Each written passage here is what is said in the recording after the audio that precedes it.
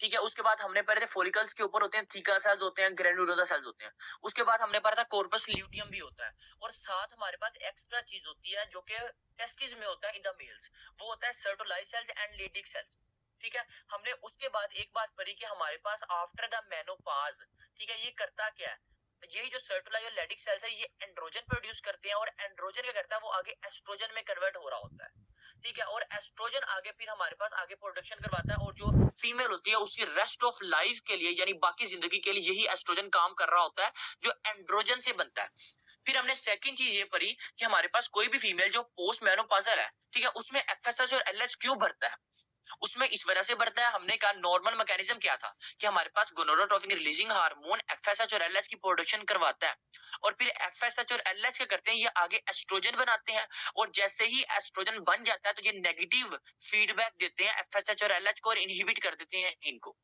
लेकिन जब मेनोपाज के बाद फीमेल की बॉडी में एस्ट्रोजन की कमी होती है तो फिर क्या होता है, होता जरूर है एस्ट्रोजन, जो मैंने बताया एंड्रोजन के थ्रू होता है, लेकिन एस्ट्रोजन की जब कमी हो जाती है तो फिर यही जो एस्ट्रोजन होता है ये आगे एफएसएच और एलएच को इनहिबिट नहीं कर पाता, जिसकी वजह से एफएसएच और एलएच का लेवल इंक्रीज हो जाता है। ये था हमारे पास पोस्ट मेनोपाजल ये चीज। अब हम पढ़ रहे थे कि ओवेरियन ट्यूमर्स में आते कौन कौन से हैं। इसमें पहली चीज याद रखेंगे कि हमारे रिस्क फैक्टर्स क्या है, कि आपके जो रिस्क होता है वो इंक्रीज कब होता है और रिस्क डिक्रीज कब होता है ओवेरियन ट्यूमर्स का। याद रखना कोई भी फीमेल जैसे ही एज बढ़ती रहती है तो उसके जो ओवरीज होते हैं ना उसका रिस्क बढ़ जाता है, उसके जो ट्यूमर्स होते हैं उसका रिस्क बढ़ जाता है। इस वजह से बढ़ता है क्योंकि जो उसके फोलिकल्स होते हैं ना वो अब सही तरह से मैच्योर नहीं हो पा रहे होते। फोलिकल्स जो होते हैं या ओवरीज जो होती हैं वो अपना फंक्शन सही तरह से परफॉर्म नहीं कर पा रही होती। इस वजह से एज के साथ साथ जो रिस्क फैक्टर होता है वो हमेशा बढ़ जाता है, पहली चीज। सेकेंड चीज जो होती है फीमेल लेट मेनोपॉजल, उनमें भी जो ओवेरियन ट्यूमर्स होता है उनका रिस्क बढ़ जाता है। उसके बाद ऐसी फीमेल जिनमें वो हमारे पास अटैक होता है बर्सा 1 एंड बर्सा 2, ये हम पढ़ेंगे भी आगे ब्रेस्ट में भी। हमारे पास ये कैंसर स्टेज होती है, न्यू प्लास्टिक स्टेज होती है, इनका अटैक होता है जिसकी वजह से ओवेरियन ट्यूमर्स का रिस्क बहुत बढ़ जाता है। ठीक है। उसके बाद और भी कुछ जीन आती है जिसमें हमारे पास आती है आरईटी जीन आती है, उसके बाद हमारे पास आती है ब्राफ जीन आती है। इनके म्यूटेंट होने की वजह से भी ओवेरियन ट्यूमर का जो रिस्क होता है ना वो बढ़ जाता है। अब ओवेरियन ट्यूमर का रिस्क कब कम होता है, यानी ऐसी फीमेल, ठीक है, उसको ओवरी का कैंसर ना हो, हम उसको क्या प्रिकॉशंस देंगे, क्या करो।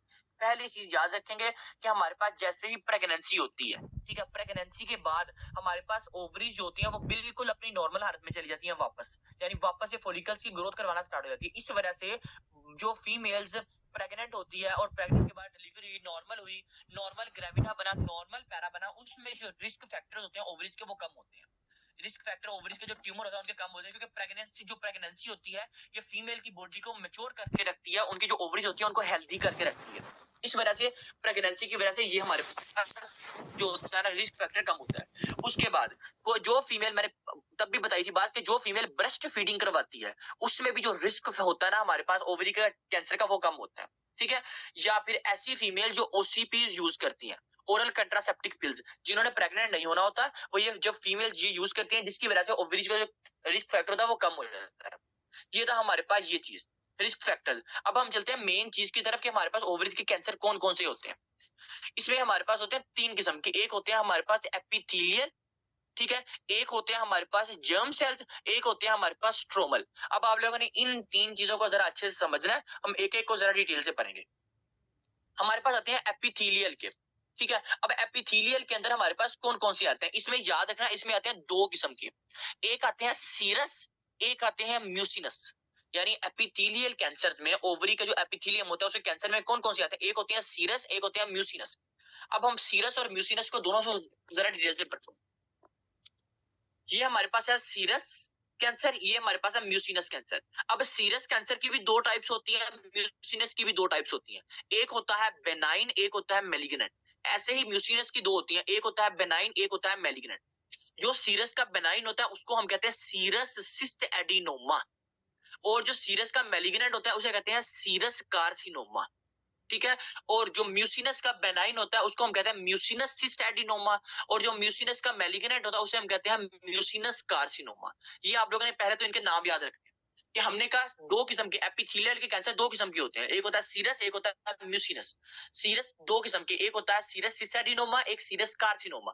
वैसे ही जो म्यूसिनस होते हैं वो होते हैं दो किस्म के, एक होता है म्यूसिनस सिस्ट एडिनोमा, एक होता है म्यूसिनस कार्सिनोमा। अब हम इन सब की डिटेल पढ़ते हैं। होता ये है कि जो हमारे पास है सीरस सिस्ट एडिनोमा, ये हमारे पास किस किस्म की प्रेजेंटेशन आती है, हम क्या देखते हैं या इस कैंसर में होता क्या। इस कैंसर के अंदर पहले हम पढ़ते हैं, ये हमारे पास ये यूट्रस, उसके बाद है ये फ्लोपियन ट्यूब, ठीक है।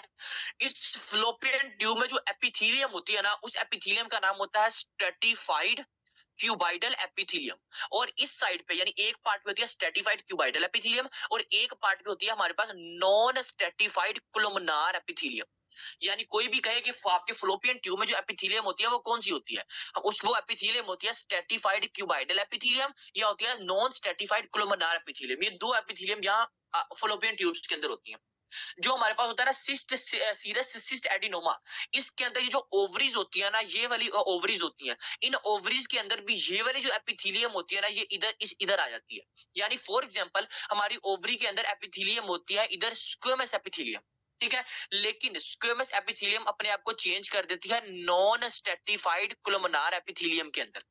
जब ये नॉन स्ट्रेटिफाइड कोलुमनार एपिथेलियम के चेंज कर दी, इस कंडीशन को कहते हैं मेटाप्लाजिया कर दिया। यानी ओवरीज के अंदर मेटाप्लाजिया हुआ, मेटाप्लाजिया के बाद यही जो मेटाप्लाजिया था ये डिस्प्लाजिया में चेंज हुआ और यही जो था वो ट्यूमर या कैंसर में चेंज हुआ।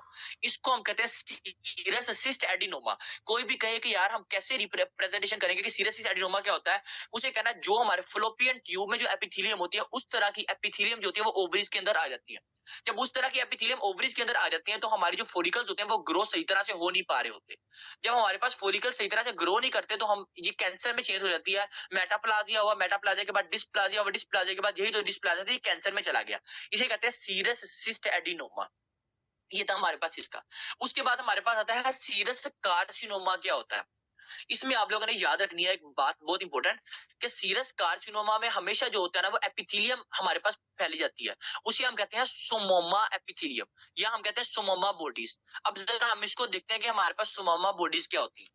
हमारे पास बेसिकली जब हम हिस्टोपैथोलॉजी देखते हैं ना तो हमें इस तरह की स्ट्रक्चर देखती हैं, छोटी छोटी ना कैल्शियम डिपोजिट मिलते हैं जिसको हम कहते हैं कैल्सिफाइड स्ट्रक्चर, ठीक है। और यही जो कैल्सिफाइड स्ट्रक्चर होती है ना ये थोड़े से लेमेलेटेड होते हैं। यानी फॉर एग्जांपल ऐसे होते हैं कि कुछ पेयर्स में होते हैं, ठीक है, और कुछ ऐसे हमारे पास फैले होते हैं। इसे कहते हैं हम सोमामा बॉडीज, ठीक है। और इस जो सोमामा बॉडीज होती है इनकी हम डिफरेंशिएशन अगर हम कहें कि हम देखना चाहें तो हमारे पास एक ओवल इस तरह का शेप होता है और इसके अंदर हमारे पास इस तरह के डॉट्स होते हैं मिले, इसे हम कहते हैं सोमामा बॉडीज। ये हमें मिलती है सीरस कार्सिनोमा के अंदर। अगर हम अब दोनों को डिफरेंशिएट करें, हमने कहा हमारे पास एक होता है सीरस सिस्ट एडिनोमा, एक था serous carcinoma. Serous cyst adenoma वाली जो प्रेजेंटेशन है वो होती है कि हमारे पास ओवरीज के अंदर मेटाप्लाजिया हुआ और मेटाप्लाजिया के बाद डिस्प्लाजिया हो गया। और सीरस कार्सिनोमा के में क्या हुआ, इसमें आपको सोमामा बॉडीज में वो चेंज होगी, यानी आपको सोमामा बॉडीज इधर मिलती होती। ये था हमारे पास इसका।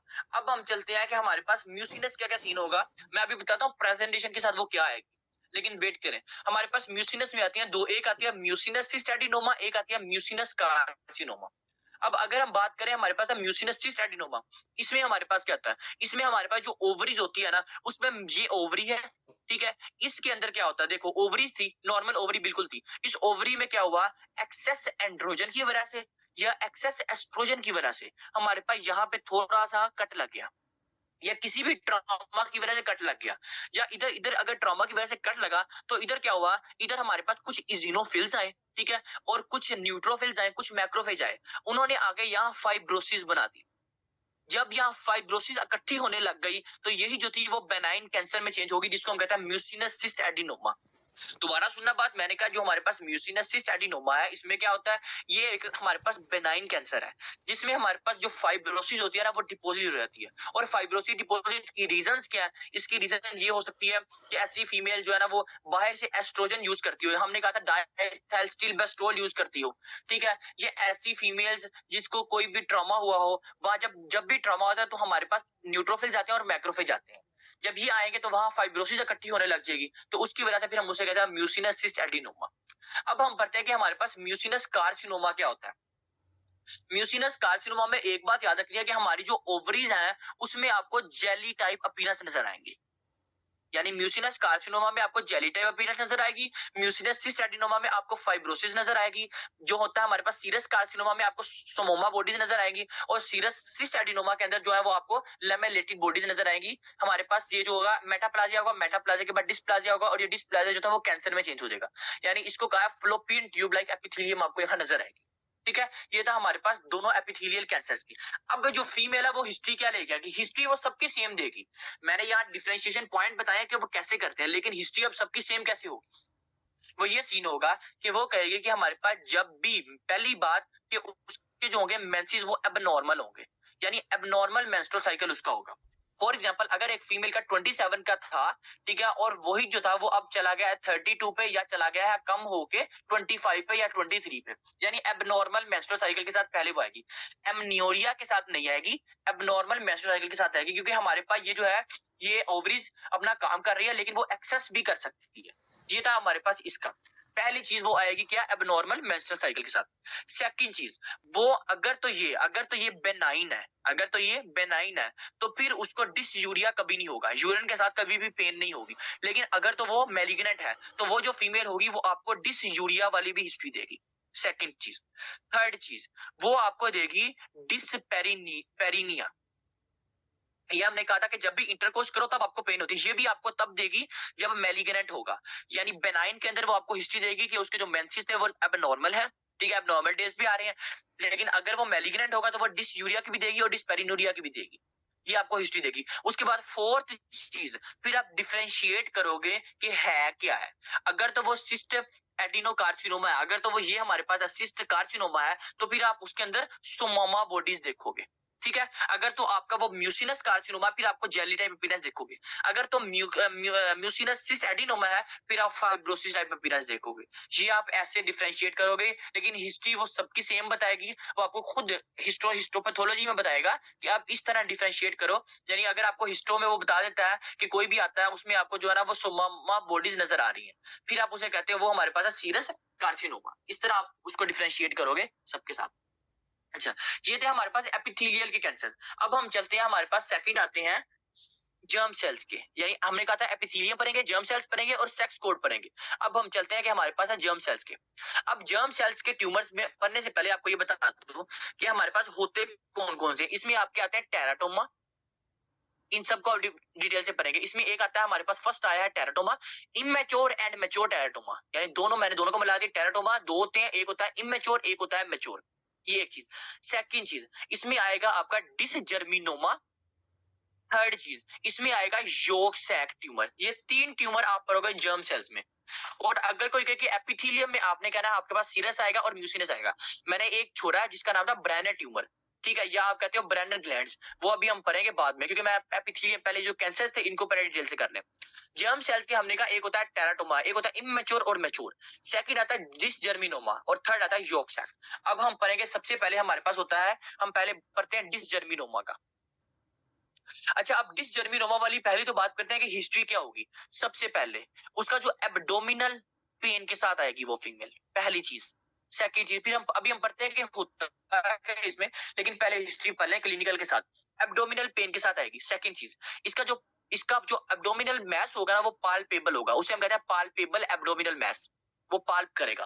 थर्ड चीज, ठीक है, उसका जो होगा ना एब्डोमन वो बिल्कुल फुल होगा, यानी जो मेनली हिस्ट्री देख रहे हो वो बिल्कुल आपको जो है ना उसकी दे रहा है, एब्डोमन की दे रहा है, एब्डोमिनल पेन दे रहा है, पाल्पेबल एब्डोमिनल मैस दे रहा है, उसके बाद जो है वो दे रहा है। अब फोर्थ चीज जो मेन चीज है इसको हिस्ट्री को डायग्नोस करने में मेन चीज वो क्या है, आपको इसमें नजर आएगी फ्राइड एग अपीयरेंस। और फिफ्थ चीज, इसके अंदर जो बायोमार्कर आपको मिलेंगे वो आपको इसके अंदर जो HCG है वो आपको ज्यादा मिलेगा। देख रहे हो कि प्रेगनेंसी वाला जो HCG है वो आपको इधर ज्यादा मिल रहा है। सेकंड चीज, आपको जो हमारे पास है लो डेंसिटी लिपोप्रोटीन का लेवल, ये भी आपको ज्यादा मिलेगा। ये थी पहले हिस्ट्री हमने कहा कोई भी फीमेल आती है एब्डोमिनल मैस के साथ आती है, एब्डोमिनल पेन के साथ आती है, वो कहती है कि डॉक्टर साहब जो स्टमक है वो हमेशा फुल रहता है। उसके बाद आप देखती हो उसको HCG का लेवल ज्यादा है और LDL ज्यादा है, और अब वो आपको कहता है फ्राइड एग अपीयरेंस आपको नजर आ रही है हिस्टोपैथोलॉजी में। फिर आप कहोगे ये हमारे पास है डिसजर्मिनोमा। अब डिसजर्मिनोमा के अंदर हमारे पास काज क्या बनती है, हम पहले तो ये डिस्कस करते हैं। पहली चीज, ये हमारे पास जो होता है ना ट्यूमर, ये होता है हमारे पास मैलिग्नेंट ट्यूमर, डिसजर्मिनोमा, ठीक है। और ये ज्यादातर जो होता है वो एडोलेसेंट्स के अंदर होता है, ये एक चीज। अगर हम कह पढ़े कि हमारे पास ये है ओवरीज, ठीक है, इस ओवरीज के अंदर मेरे पास फॉर एग्जांपल ये है फॉलिकल, ठीक है, इस फॉलिकल्स के अंदर कुछ फाइब्रोसिस इकट्ठी हो जाती हैं। मैंने ओवरी की बात नहीं की, मैंने ओवरी के अंदर फॉलिकल्स की बात की है। ओवरी के अंदर जो फॉलिकल्स होते हैं उनके अंदर कुछ फाइब्रोसिस इकट्ठी हो जाती हैं। जब इनके अंदर कुछ फाइब्रोसिस इकट्ठी हो जाती हैं तो यही जो फाइब्रोसिस होती है ना, ये आपकी इस ओवरी की एपिथेलियम को चेंज कर देती है।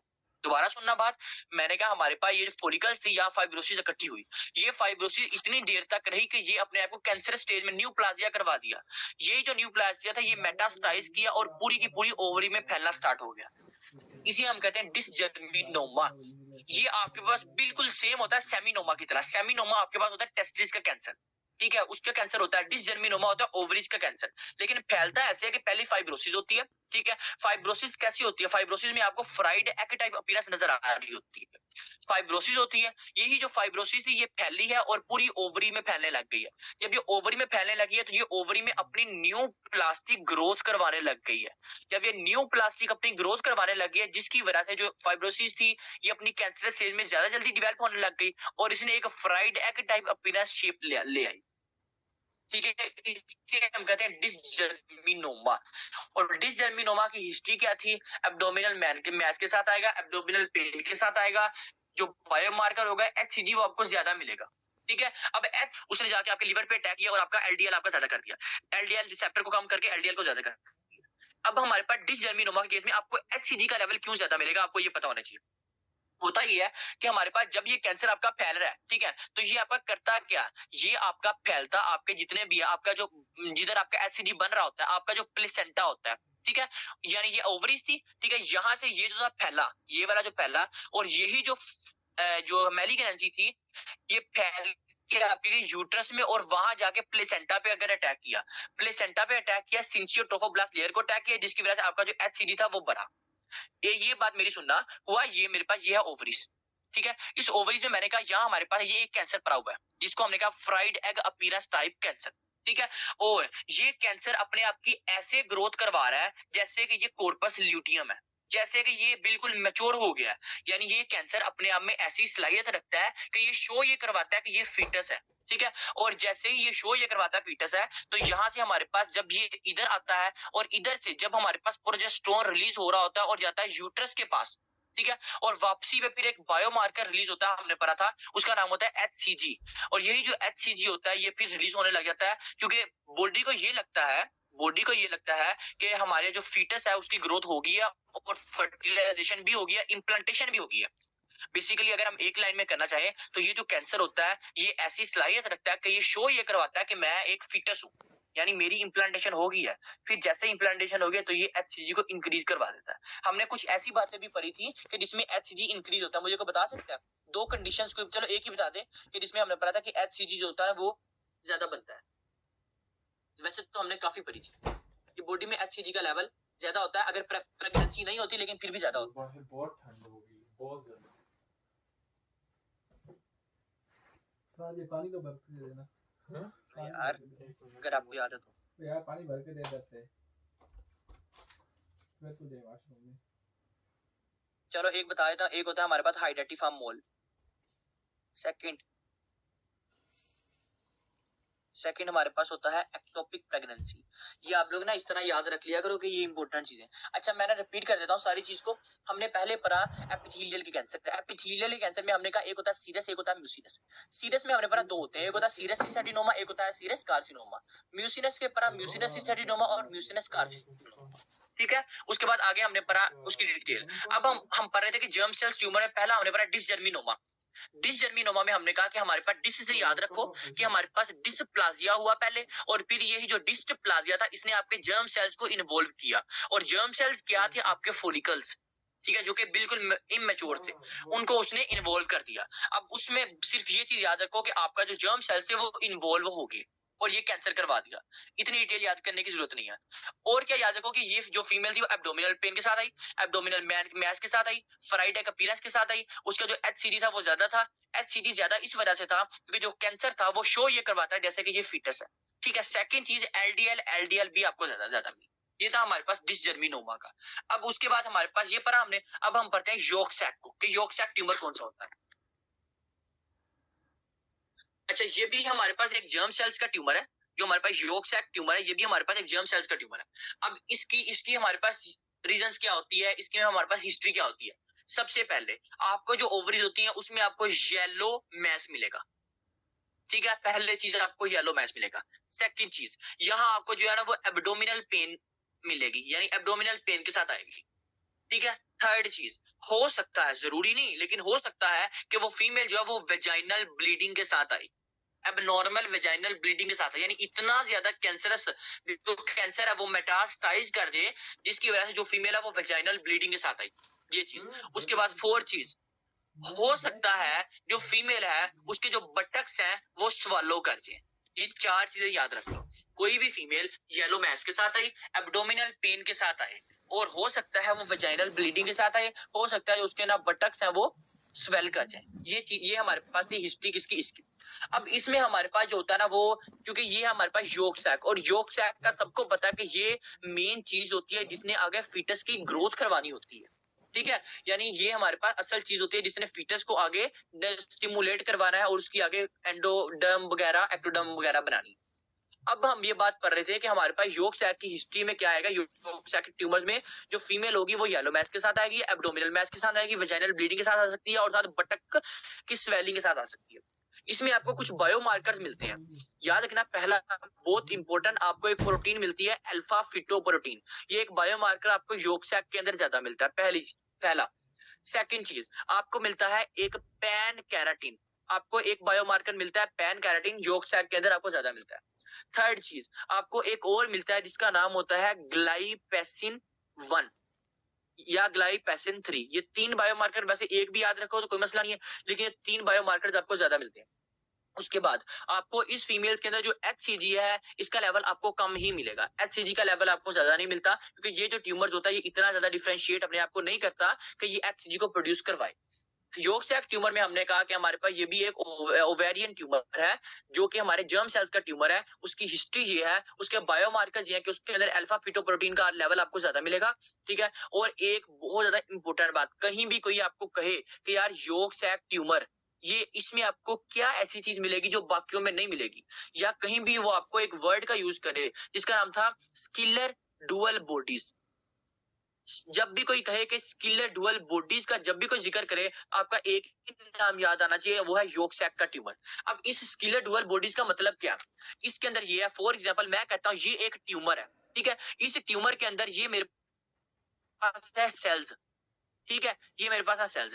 ये जो सेल्स होते हैं इनके दरमियान एक ऐसी एक ब्लड वेसल गुजर रही होती है, देखो इस तरह की ब्लड वेसल गुजर नहीं रही होती, ब्लड वेसल टाइप स्ट्रक्चर होता है इस तरह का, बिल्कुल रेड कलर का, उसे हम कहते हैं स्किलर डुअल बॉडीज। यानी हम कहते हैं कि एक ट्यूमर मैंने बनाया, उसके अंदर ट्यूमरस सेल्स हैं, उस सेल्स के अंदर हमारे पास एक डिफरेंशिएशन करने का है ना कि कैसे हम डिफरेंशिएट करते हैं, तो हम उसके अंदर जो है ना वो एक बिल्कुल इस तरह की ट्यूब लाइक या ब्लड वेसल टाइप स्ट्रक्चर बनाएंगे जो बिल्कुल रेड होती है, इसे कहते हैं स्किलर डुअल बॉडीज। और ये आपको मिलती है हमेशा योक सैक ट्यूमर के केस में, ये था। उसके बाद हमारे पास आते हैं दो बातें जो हमने की थी, टेराटोमा। टेराटोमा बेसिकली होता है दो, एक होता है हमारे पास मैच्योर टेराटोमा, एक होता है हमारे पास इमैच्योर टेराटोमा। अब हम मैच्योर टेराटोमा और इमैच्योर टेराटोमा का डिस्कस करते हैं। ये भी हमारे पास जो टेराटोमा है ये भी हमारे पास होता है जर्म सेल्स का कैंसर, ठीक है। टेराटोमा भी हमारे पास एक जर्म सेल्स का कैंसर होता है जो कि आपके कैंसरस, यानी ये भी जो कैंसर होता है ना ये भी पहले अपने आप को मेटाप्लाजिया करवाता है, मेटाप्लाजिया के बाद ये भी आपको डिस्प्लाजिया करवाता है, डिस्प्लाजिया के बाद फिर कैंसरस में जाता है। लेकिन अब हम बात करते हैं मैच्योर टेराटोमा और इमैच्योर की बात करते हैं। होता ये है कि जो हमारे पास होता है ना मैच्योर टेराटोमा, इसकी जो प्रोग्नोसिस होती है ना वो बहुत पुअर होती है। जो इमैच्योर टेराटोमा होता है ना इसकी प्रोग्नोसिस ना गुड होती है, यानी आप इसको ठीक कर सकते हो जल्दी। ये था इमैच्योर और मैच्योर में। अब ये होता क्या, इसमें आपको मिलता क्या, आपको ये एक स्ट्रक्चर है, मैंने एक टेराटोमा बनाया, बिल्कुल जैसे मैंने यहाँ स्ट्रक्चर बनाई थी स्किलर डुअल बॉडी, वैसे मैंने आपको यहाँ एक स्ट्रक्चर बनाया जो कि टेराटोमा जर्म सेल्स ट्यूमर बनाया। अब हम इसको कैसे डिफरेंशिएट करेंगे कि इसमें क्या होता है, इसमें आपको ऐसे एक सिस्ट, यानी एक सिस्ट, एक ऐसे तीत टाइप का स्ट्रक्चर, और साथ इस तरह का हेयर लाइक का स्ट्रक्चर, यानी आपको तीन चीजें टेराटोमा के अंदर मिलेंगी। पहली चीज आपको सिस्ट मिलेगा, सॉलिड सिस्ट मिलेगा। सेकंड चीज आपको तीत टाइप अपीयरेंस नजर आएगी। थर्ड चीज आपको हेयर नजर आएंगे। ठीक है, ये चीज आपको तीनों चीजें जिस कैंसर के अंदर मिले उसे हम कहते हैं टेराटोमा। और टेराटोमा जो होता है वो मैच्योर भी होता है और आपको इमेच्योर भी होता है। अब एक कंडीशन आप पढ़ोगे उसमें हमारे पास होता है कि हमारे पास होता है स्ट्रोमा ओवेरी। अब ये क्या होती है टेराटोमा वाले केस में, यानी अब टेराटोमा एक जर्म सेल ट्यूमर है, ठीक है, उसकी दो टाइप है, एक है हमारे पास मैच्योर, एक था इमेच्योर, ठीक है। उसके बाद हमने पढ़ा कि हमारे पास जो टेराटोमा है इसमें आपको स्ट्रक्चर क्या मिलेगी, आपको सिस्ट मिलेगा, आपको तीत वाली टाइप अपीयरेंस मिलेगी, आपको हेयर टाइप स्ट्रक्चर मिलेगी एक ही सेल के अंदर। अब उसके बाद एक कंडीशन आती है स्ट्रोमा ओवेरी। अब ये क्या होता है, यानी टेराटोमा वाली हिस्ट्री क्या होगी, उसमें हमारे पास स्ट्रोमा ओवेरी का मतलब क्या है।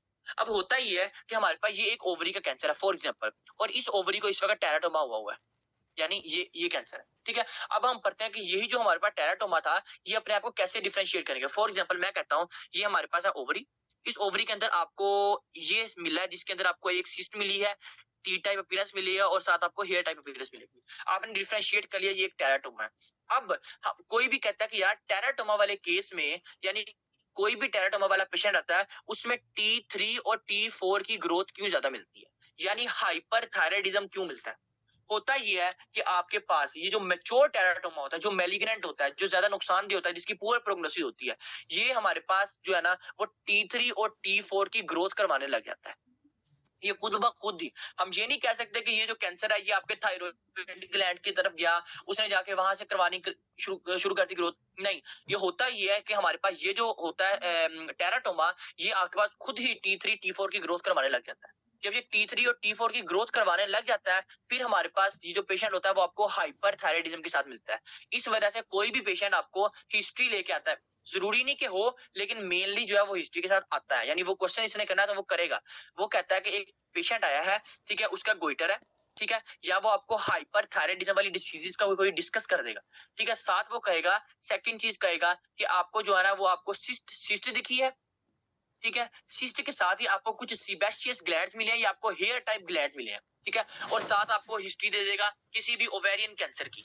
तो आप इसको डिफरेंशिएट करोगे, ये हमारे पास टेराटोमा, ठीक है। ये थे हमारे पास टेराटोमा की टाइप्स के, हमारे पास एक था हमारे पास मैच्योर टेराटोमा और एक था हमारे पास इमेच्योर टेराटोमा। और ये जो मेनली होती है ना ये आपकी एक्टोडर्म से ही ओरिजिनेट करते हैं कैंसर, ठीक है। हमने अभी तक जो हमने पढ़े हैं ओवेरियन के दो पढ़े हैं, एक हमने पढ़े एपिथेलियम, एक हमने पढ़ा जर्म सेल्स।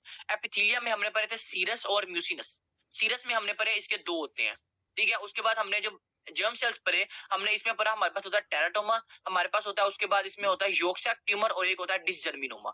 आप लोगों ने इसको जरा अच्छे से कर लेना कि हमारे पास इसमें क्या क्या डिफरेंशिएशन होती है। अब हम पढ़ते हैं कि हमारे पास आ रहा है लास्ट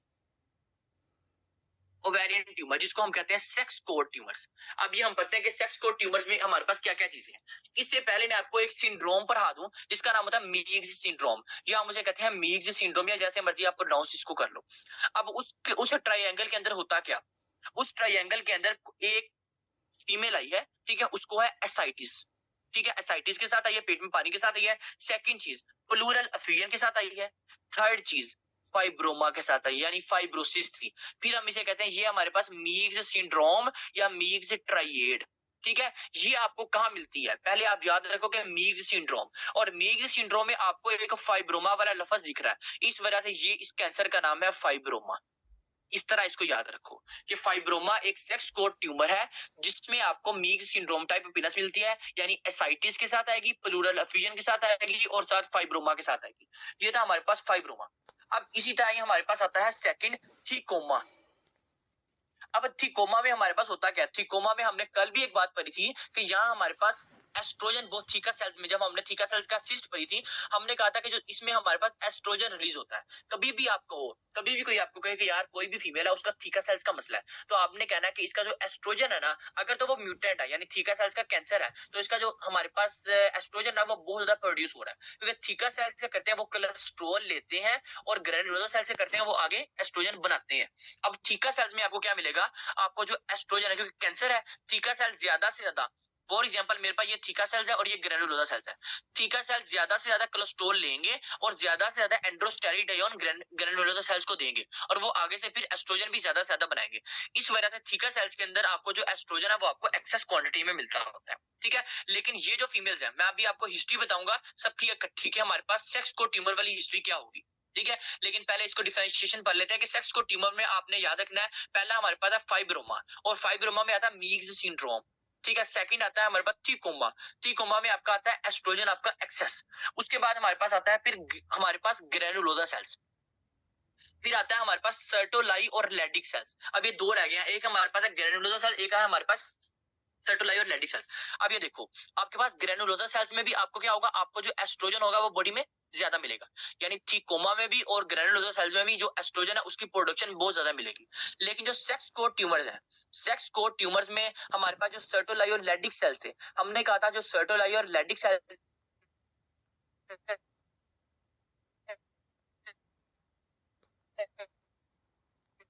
इसका काम क्या होता है, मैंने बताया था इसका काम ये होता है कि आगे करता था वो एस्ट्रोजन में चेंज होता था, वो आगे जाके फिर आगे ग्रोथ करवा रहा होता था। यानी एस्ट्रोजन बॉडी में ज्यादा हो जाता था, एंड्रोजन जब एस्ट्रोजन में चेंज होता था।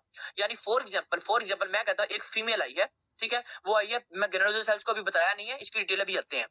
बात ये अभी मैंने फाइब्रोमा का बताया जिसमें क्या है मीक सिंड्रोम है। सेकंड बताया थीकोमा का जिसमें एस्ट्रोजन ज्यादा होता है। थर्ड मैं बता रहा हूं अभी हम सर्टोलाई और लेडिक सेल्स में। मैंने कहा सर्टोलाई और लेडिक सेल्स का काम होता है एंड्रोजन को प्रोड्यूस करना। जब एंड्रोजन बॉडी में ज्यादा होगा तो एस्ट्रोजन की क्वांटिटी भी ज्यादा हो जाएगी, और जब एस्ट्रोजन की क्वांटिटी बॉडी में ज्यादा हो जाएगी और एंड्रोजन की क्वांटिटी बॉडी में ज्यादा हो जाएगी तो जो फीमेल्स होंगी उसको विरिलाइजेशन वाले सिम्टम्स आएंगे। ठीक है, यानी मैंने बताया था आपको जो फीमेल होगी उसके हेयर लाइक ग्रोथ हो जाएगी, ठीक है, मेल टाइप बार्डनेस आ जाएगी, मेल टाइप जो वॉइस होगी वो आ जाएगी। अब हम सेक्स को ट्यूमर्स को जरा एक ग्रेनुलोसा सेल्स पढ़ते हैं, फिर इसको और पढ़ते हैं जरा डिटेल से। हमारे पास जो होते हैं ना ग्रेनुलोसा सेल्स, इसकी दो बातें याद रखनी है। अगर तो कोई भी आती है फीमेल 7 इयर्स ओल्ड, या कोई भी फीमेल आती है 55 to 60 इयर्स ओल्ड, अगर तो कोई भी फीमेल 7 इयर्स ओल्ड आती है और उसको ग्रेनुलोसा सेल्स का ट्यूमर आपने कर लिया डिफरेंशिएट, तो आपको कैसे पता लगेगा कि ये किस चीज की वजह से हुआ है। ऐसी फीमेल को प्रोकिशियस प्यूबर्टी की वजह से, यानी अर्ली प्यूबर्टी की वजह से ये कैंसर हो सकता है। ठीक है, अगर तो कोई फीमेल आती है 50 इयर्स में या 55 ईयर में या 60 इयर्स में, उसको ग्रेनुलोसा सेल्स का ट्यूमर होता है, फिर आप क्या करोगे, ऐसा ये हो सकता है कि वो जो फीमेल थी वो जो ब्रेस्ट फीडिंग थी उसने आज तक नहीं करवाई, या ऐसा हो सकता है उसका जो मल्टीपल सेक्सुअल पार्टनर्स थे बहुत ज्यादा, ठीक है, इस वजह से भी हो सकता है। उसके बाद ये हो सकता है कि वो जो फीमेल थी उसका जो हमारे पास इसको कोई ना कोई पहले कैंसर रह चुका है, यानी कोई ना कोई पहले मसला रह चुका है, या तो वो फीमेल जो थी ना वो बहुत ज्यादा ओबीस थी, इस वजह से आपको ये हो सकता है। ग्रेनुलोसा सेल्स की दो मैंने बताई, अगर तो कोई फीमेल 7 ईयर है और 55 ईयर है। अब ये फीमेल जो है वो हिस्ट्री क्या लेके आएगी, ये फीमेल लेके आएगी ब्रेस्ट टेंडरनेस के साथ आएगी, ठीक है, यानी कैंसर इसका है लेकिन उसको ब्रेस्ट टेंडरनेस के साथ वो हिस्ट्री लेके आएगी, पहली चीज। सेकंड चीज, वो आपके पास एबनॉर्मल यूट्राइन ब्लीडिंग के साथ आएगी, ठीक है। थर्ड चीज, वो जो होगी वो डिसमेनोरिया के साथ आएगी। जब भी मेंसेस होंगे तो वो हमारे पास जब भी एबनॉर्मल हो रहे हैं लेकिन होंगे तो पेन होगी, वो आपकी जो होगी वो आपके डिसयूरिया के साथ भी आ सकती है, वो डिसचेजिया के साथ भी आ सकती है, ठीक है। ये हमारे पास थे इसके ग्रेनुलोसा सेल्स के। अब हम बात करते हैं कि हमने जो पढ़े हैं, एक हमने पढ़ा है ग्रेनुलोसा सेल्स, हमने पढ़ा है थीका सेल्स, उसके बाद हमने पढ़ा है फाइब्रोमा, और उसके बाद हमने एक और पढ़ा है जिसका नाम है सर्टोलाई और लेडिक सेल्स। अब इसमें फीमेल हिस्ट्री क्या लेके आएगी, इन चारों को हम डिफरेंशिएट जरा करते हैं। होगा ये कि एक फीमेल आई है, ठीक है, वो कहते हैं कि उसके जो है ना वो एबनॉर्मल यूट्राइन ब्लीडिंग है, ठीक है। उसके बाद ग्रेनुलोसा सेल्स की बात कर रहे हैं, ठीक है। उसके बाद वो कहती है कि जब भी मेंसेस पास करती है तो उसे पेन बहुत ज्यादा होती है, यानी डिसमेनोरिया के साथ आई है, ठीक है। या वो कहती है जब भी इंटरकोर्स करती है ना तो तब भी पेन बहुत ज्यादा होती है। आपको ये चीज देख ली कि आपने यार ग्रेनुलोसा सेल्स में ये चीज थी। उसके बाद आपने इसके अंदर देखा एस्ट्रोजन का लेवल। जब आपने इसके अंदर एस्ट्रोजन का लेवल देखा तो एस्ट्रोजन का लेवल इसके अंदर बहुत ज्यादा था, रह गई थी जो हमने नहीं थी पढ़ी। उसमें हमारे पास जो आती है पहली, वो आती है हमारे पास यूट्राइन की कंडीशन से हम पढ़ रहे थे, ठीक है। यूट्राइन की कंडीशन में जो हमारे पास पहली आती है वो आती है हमारे पास एडिनोमायोसिस। अब आपको एडिनोमायोसिस पढ़ने से पहले थोड़ा सा स्ट्रक्चर पता होना चाहिए कि क्या था हमारे पास यूट्रस का। हमने पढ़ा था हमारे पास यह यूट्रस, ठीक है, उस यूट्रस की हमारे पास अंदर वाली एक लेयर थी, हमने कहा था वो है मायोमेट्रियम, ये थी एंडोमेट्रियम, ये थी मायोमेट्रियम, और फिर आता है हमारे पास सर्विक्स, ठीक है। और फिर हमने लिगामेंट्स की भी बात की थी, कुछ लिगामेंट जो होते हैं वो अटैचमेंट क्या क्या होती है वो हमने एनाटॉमी में पढ़ी थी बातें। अब होता ये है हमारे पास कि ये जो होता है ना एंडोमेट्रियम की जो लेयर होती है ना, ये थोड़ी सी अपने आप को, मैं अगर वर्ड में लिखूं मैं कहूंगा हर्निएट कर जाती है, ये जो हमारे पास एंडोमेट्रियल का जो ये होती है बेसल लेयर, ये जो पीछे वाली होती है ये होती है बेसल लेयर, और जो आगे वाली होती है इसे कहते हैं एपिकल लेयर। ये जो बेसल लेयर होती है ना, इसका हाइपरप्लाजिया हो जाता है। हाइपरप्लाजिया का मतलब है कि नंबर ऑफ सेल्स इंक्रीज कर जाते हैं। जब इस बेसल लेयर का हाइपरप्लाजिया होता है तो फिर कुछ इस तरह की आपको शेप नजर आती है। ये हमारे पास है मायोमेट्रियम, ठीक है, और ये हमारे पास एंडोमेट्रियम, यानी हाइपरप्लाजिया हो गया इस तरह का। यानी ये वाला जो स्ट्रक्चर है ये बिल्कुल मायोमेट्रियम के साथ जाके इस तरह से लग जाता है। यानी इसे कहते हैं कि यहाँ आपके जो ना हाइपरप्लास्टिक ग्रोथ सेल्स अकुमुलेट हो जाते हैं एडिनोमायोसिस के केस में। दोबारा बताता हूँ, एडिनोमायोसिस के केस में क्या होता है, हमारे पास जो एंडोमेट्रियल लेयर है, ठीक है, वो उसका हाइपरप्लाजिया हुआ, और वो जो हाइपरप्लाजिया था वो हर्निएट कर गया किधर, मायोमेट्रियम की लेयर के पास। ये था हमारे पास एडिनोमायोसिस, ठीक है। अब एडिनोमायोसिस के रीजंस क्या हो सकती हैं? अब इसकी रीजन ये हो सकती है कि ऐसा फीमेल, ठीक है, ऐसी फीमेल जिसकी मल्टीपैरिटी हुई हो, जिस फीमेल की मल्टीपैरिटी हुई हो, उस फीमेल के जो लिगामेंट्स है वो सारे के सारे तो वीक हुए होंगे। उस फीमेल की जो एंडोमेट्रियल की लेयर है वो भी वीक हुई होगी, जिसकी वजह से जो एंडोमेट्रियल है ये जाके उसके साथ लग गई। ये हो सकता है। सेकंड चीज, ऐसी फीमेल जो बहुत ज्यादा अल्कोहलिक हो, ऐसी फीमेल जो बहुत ज्यादा स्मोकर हो, वो उस केस में भी हमारे पास क्या होता है, ये जो एंडोमेट्रियल लेयर होती है ये मायोमेट्रियम के साथ जाके लग जाती है। इस साइड से नहीं, किसी भी साइड से हो सकता है। मैंने फिर भी साइड से बताया, एडिनोमायोसिस के केस में आपके किसी भी साइड से किसी भी साइड से जो एंडोमेट्रियल की लेयर है वो मायोमेट्रियम में जाके अकुमुलेट हो जाती है। ये हमने एडिनोमायोसिस में पढ़ा। अब हम पढ़ते हैं कि एडिनोमायोसिस की जो पेशेंट होती है वो हिस्ट्री क्या लेके आएगी। एक बात याद रखनी है, मैं आपको पहले बता दूं पढ़ने से पहले ही, हमारे पास एक होता है एंडोमेट्रियम, एक होता है मायोमेट्रियम। जब भी वो एंडोमेट्रियम की हिस्ट्री देना, वो कभी भी आपको कॉन्स्टिपेशन का नहीं बताएगा। यानी एंडोमेट्रियम की केस में कभी भी कॉन्स्टिपेशन की हिस्ट्री नहीं आएगी। लेकिन जब भी मायोमेट्रियम का केस होगा तो मायोमेट्रियम के केस में कॉन्स्टिपेशन की हिस्ट्री आएगी। अब इसकी रीजन क्या है? इसकी रीजन ये है कि जब भी हमारे पास मस्कुलर लेयर इन्वॉल्व होती है ना, तो ये आपके पेल्विक फ्लोर मसल्स को भी अपने साथ ले लेती है। जब पेल्विक फ्लोर मसल्स अपने साथ ले लेती है ना, तो वो जो एनल स्फिंक्टर्स होते हैं ना, वो सारे के सारे कंट्रैक्शन कर जाते हैं, जिसकी वजह से कॉन्स्टिपेशन हो जाती है। लेकिन जब एंडोमेट्रियल की लेयर होती है तो एंडोमेट्रियल की लेयर इतना ज्यादा अफेक्ट नहीं करती पेल्विक फ्लोर मसल्स पे, जिस वजह से कॉन्स्टिपेशन नहीं होती। पहले ये चीज बहुत इंपॉर्टेंट है, याद रखना। सेकंड चीज, जब भी एंडोमेट्रियल की लेयर अकुमुलेट हो, एंडोमेट्रियल की लेयर इन्वॉल्व हो, तो याद रखना इररेगुलर वेजाइनल ब्लीडिंग होगी, या इररेगुलर मेंस्ट्रुअल ब्लीडिंग होगी, या इररेगुलर ब्लीडिंग होगी, ठीक है, या इररेगुलर यूट्राइन ब्लीडिंग होगी। लेकिन जब भी मायोमेट्रियल का केस होगा तो आपको हमेशा हैवी ब्लीडिंग मिलेगी। ये चीज याद रखनी है, दो बातें लाजमी, आपको एमसीक्यू सोल्व करने में बड़े इजी आएंगे। अच्छा, अब हम पढ़ रहे थे कि एडिनोमायोसिस के केस में जारी बात है एंडोमेट्रियल की लेयर इन्वॉल्व है, तो हम एक बात पढ़ेंगे कि इसमें हमें इररेगुलर ब्लीडिंग मिलेगी, ठीक है, या हमें एबनॉर्मल वेजाइनल ब्लीडिंग मिलेगी, ठीक है, क्योंकि हमने एंडोमेट्रियल की लेयर पढ़ रहे हैं, पहली चीज। सेकंड चीज, ये वाला जो पेशेंट होगी ये कभी भी आपको कॉन्स्टिपेशन की हिस्ट्री नहीं देगी, ये चीज। सेकंड चीज कि ये जो फीमेल होगी ये डिसमेनोरिया की हिस्ट्री देगी, कि जब भी मेंसेस होते हैं तब पेन बहुत ज्यादा होती है, डिसमेनोरिया की हिस्ट्री साथ देगी। और याद रखना, जब भी किसी क्वेश्चन में वो कहे कि एक ऐसी फीमेल थी, ठीक है, उसने जो है ना वो डिसमेनोरिया की हिस्ट्री के साथ आई थी, तो डॉक्टर ने क्या किया, उसकी हिस्टेक्टोमी की। डॉक्टर ने पहले रिकॉग्नाइज ये किया कि जो एंडोमेट्रियल की लेयर है वो हाइपरप्लास्टिक है, तो उसने फिर हिस्टेक्टोमी की। और जो भी हिस्टेक्टोमी वाले क्वेश्चन है ना वो 80 to 90% जो है ना वो एडिनोमायोसिस के केस में आते हैं। ये भी चीज याद रखना, क्योंकि हिस्टेक्टोमी जो होती है ना वो आप उस वक्त करती हो। हिस्टेक्टोमी होता क्या, बेसिकली जो आपका यूट्रस है आप उसको निकाल लेते होते हो, ठीक है, और ये करते हो उस केस में जब आपका ज्यादा ही कोई हाइपरप्लाजिया हो जाए या कैंसरस के रिस्क फैक्टर्स बढ़ जाए, ये हम करते हैं उसमें। उसके बाद आप इसको गोनाडोट्रोपिक रिलीजिंग हार्मोन एगोनिस्ट वगैरह भी दे सकते हो। फार्मा इधर नहीं, इधर आप मेन चीज याद रखो कि आप क्वेश्चन कैसे सोल्व कर सकते हो, डायग्नोज कैसे कर सकते हो।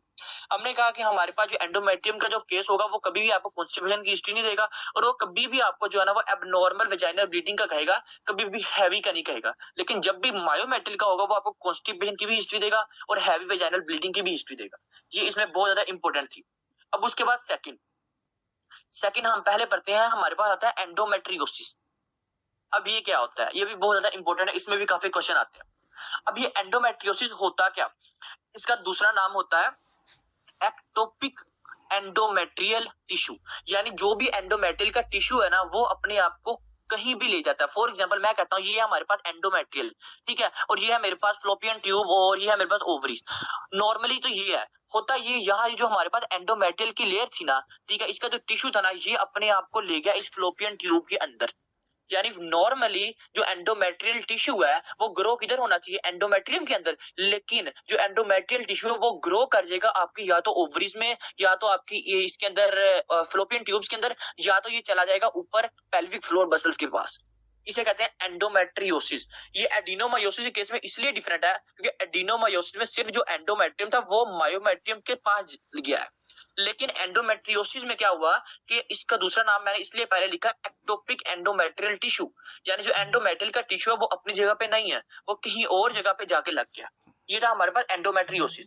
अब ये जो होगा ना, पहली चीज हिस्ट्री क्या लेके आएगा, वो बात होगी कि क्यों इसका ये काम होगा, मे बी मल्टीपैरिटी हो, स्मोकर हो, अल्कोहलिक हो, यानी जब भी वो ये हिस्ट्री देगा इसका मतलब ये है कि ऐसा हो सकता है या तो फीमेल जो है ना वो बहुत ज्यादा प्रेगनेंसी कर की हुई है, ठीक है, बहुत ज्यादा है, या तो हो सकता है वो स्मोकिंग है जिसकी वजह से उसकी जो लेयर है वो बहुत ज्यादा वीक हो गई है, जिस वजह से ये होता है। इसलिए रिस्क फैक्टर सबके सेम होते हैं, लेकिन बात ये कि हिस्ट्री क्या लेके आएगी। जब भी एंडोमेट्रियोसिस का क्वेश्चन आए वो हिस्ट्री आपको देगा डिसयूरिया की, वो हिस्ट्री आपको देगा डिसचेजिया की, वो हिस्ट्री आपको देगा डिसमेनोरिया की, वो हिस्ट्री आपको देगा डिसपेरिनोरिया की या पाईयूरिया की, और साथ एबनॉर्मल यूट्राइन ब्लीडिंग की।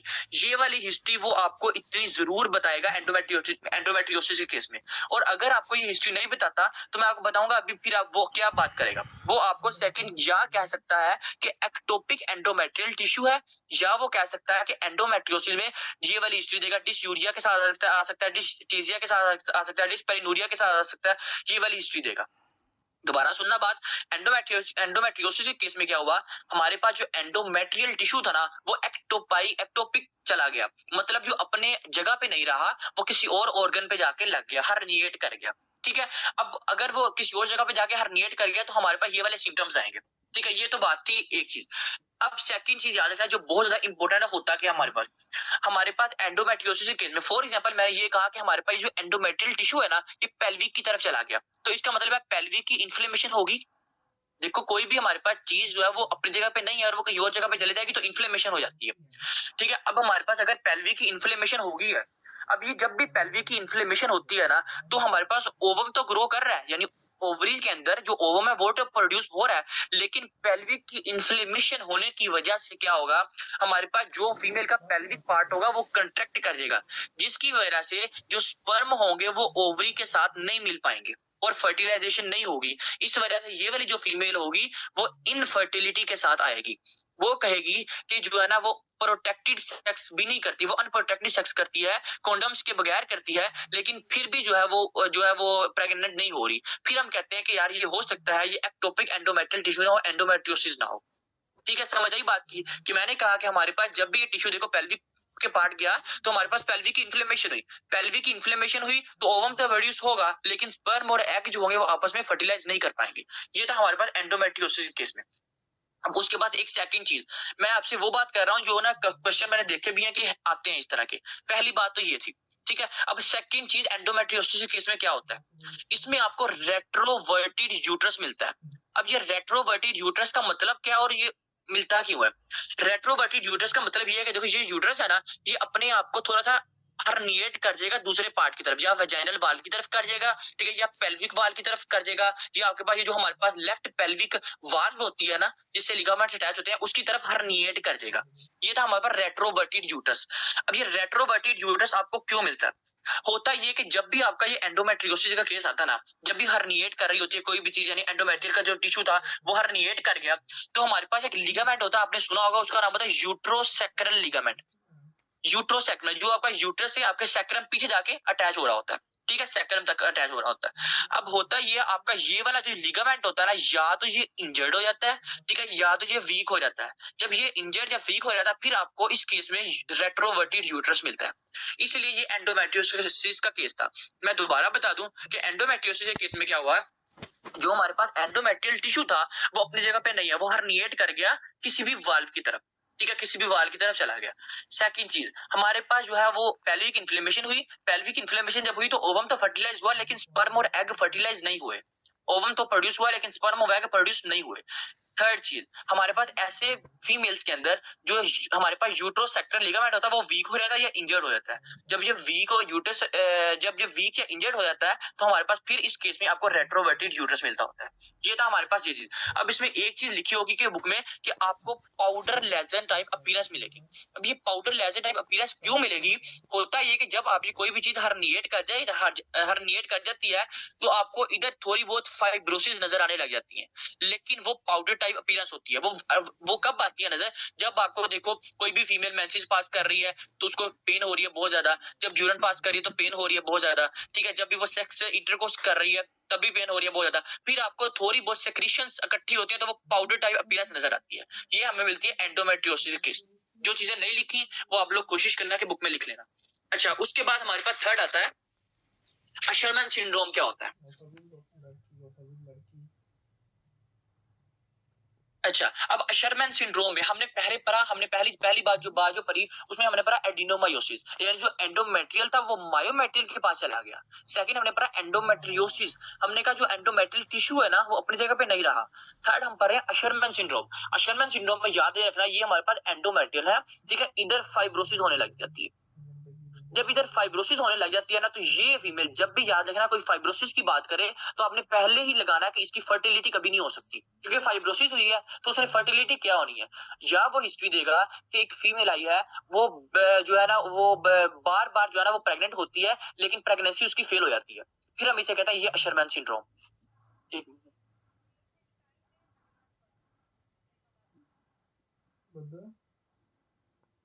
अच्छा, हमने कहा कि हमारे पास जो अशरमैन सिंड्रोम है इसमें कहा कि कोई भी फीमेल जो है वो बार बार प्रेग्नेंट होती है और बार बार जो है ना वो प्रेगनेंसी फेल हो रही है, ठीक है, और ये हो इस वजह से रही है क्योंकि बार बार जो है ना वो फाइब्रोसिस हो रही है।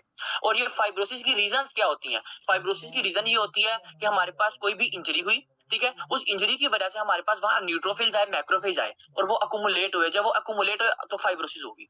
तो इस केस में अशरमैन सिंड्रोम के केस में आपको फाइब्रोसिस बहुत ज्यादा मिलती है, ठीक है। अब उसमें हम कहते हैं कि हिस्ट्री वो क्या लेके आएगी? हिस्ट्री वो ये लेके आएगी कि डिस्मेनोरिया के साथ आएगी, ठीक है, कि जब भी मेंसेस आते हैं तो पेन बहुत ज्यादा होती है, ठीक है। उसके बाद वो आपको आएगी सेम चीज वो डिस्चेजिया के साथ भी आएगी। अब ये फीमेल डिस्चेजिया के साथ इस वजह से आएगी क्योंकि जब ये फाइब्रोसिस होते हैं तो यही जो फाइब्रोसिस होते हैं ये एंडोमेट्रियल की जो लेयर होती है ये पेल्विक फ्लोर मसल्स को कॉन्ट्रैक्ट कर देती है। जब पेल्विक के फ्लोर मसल्स कॉन्ट्रैक्ट हो जाते हैं तो फिर हमारे पास जो एनल स्फिंक्टर है वो काम सही तरह से नहीं करता और जब भी वो स्टूल पास करती है तो पेन बहुत होती है। ये हमारे पास आएगी अशरमैन सिंड्रोम के साथ, ठीक है। इसमें आप एक चीज पढ़ोगे, हमारे पास होता है डायलेशन एंड कुरिटेज। ये चीज मैं आपको ना एंड पे बताता हूँ कि होता क्या। आगे चलते हैं, पहले हमारे पास होता है एंडोमेट्राइटिस। जो एंडोमेट्रियल लेयर है ना यानी ये है, इसकी इन्फ्लेमेशन हो जाती है। और अब ये इन्फ्लेमेशन की रीजन क्या है? वही बात कि हमारे पास न्यूट्रोफिल आए, हमारे पास मैक्रोफेज आए, जब भी इंजरी हुई तो न्यूट्रोफिल या मैक्रोफेज आए या किसी बैक्टीरिया ने अटैक किया तो आपके ये इन्फ्लेमेशन होगी और ये इन्फ्लेमेशन एंडोमेट्रियल लेयर में हुई, ठीक है। और ये वही सेम हिस्ट्री के साथ आएगी कि आपके पास डिस्चेजिया हो रहा है, ठीक है, आपको डिस्यूरिया हो सकता है, डिस्पेरिनूरिया हो सकता है वगैरह, ठीक है। लेकिन एक चीज याद रखना कि जब भी वो आपको हिस्ट्री दे डिस्पेरिनूरिया की, ठीक है, इकट्ठी साथ ही डिस्यूरिया की, डिस्चेजिया की, फिर आपने सोचना ये एंडोमेट्रियोसिस का केस है, ठीक है। फिर आपने किसी और तरफ नहीं आना क्योंकि ये बहुत ज्यादा इंपॉर्टेंट है, वो इसमें ये पूछ लेता होता है कि एंडोमेट्रियोसिस में क्या होता है, ठीक है। अच्छा, अब एक चीज है कि हमारे पास जो बैक्टीरियाज होते हैं ना, मैंने आपको एक नॉर्मल बैक्टीरिया बताया था जो वेजाइना में होता है, वो होता है हमारे पास एस सेप्रोफिटिकस। जो एस सेप्रोफिटिकस होता है ये हमारे पास नॉर्मल बैक्टीरिया होता है जो वेजाइना में प्रेजेंट होता है, ठीक है। लेकिन होता ये है कि हमारे पास ये कुछ बैक्टीरिया जो होते हैं ना इनका बड़ा अच्छा इन्वायरमेंट होता है आपके जीआई में और वेजाइना में। ये दो पार्ट्स होते हैं जहां बैक्टीरिया बहुत, जैसे कहते हैं कि ये बैक्टीरिया के लिए बहुत अच्छा होम हाउस है, ठीक है, जहां बैक्टीरिया जो है ना वो बिल्कुल सही तरह से रह पाता है, ठीक है। ये दो पार्ट्स होते हैं। और होता ये कि जब इधर हमारे पास नॉर्मल फ्लोरा भी होते हैं, इस वजह से ये बैक्टीरिया के लिए बहुत अच्छा इन्वायरमेंट होता है। लेकिन जब यही जो बैक्टीरिया होते हैं ये ओवर एक्सेसिव हो जाते हैं किसी भी सेकेंडरी डिसीज की वजह से, तो फिर यही जो बैक्टीरिया होता है ये यहाँ जाके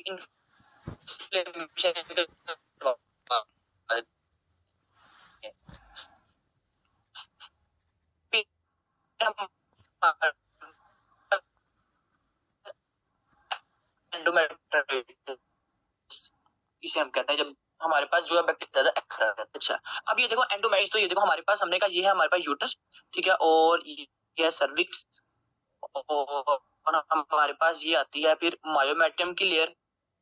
हमने एक बात तो पढ़ी कि हमारे पास ये जो एंडोमेट्रियल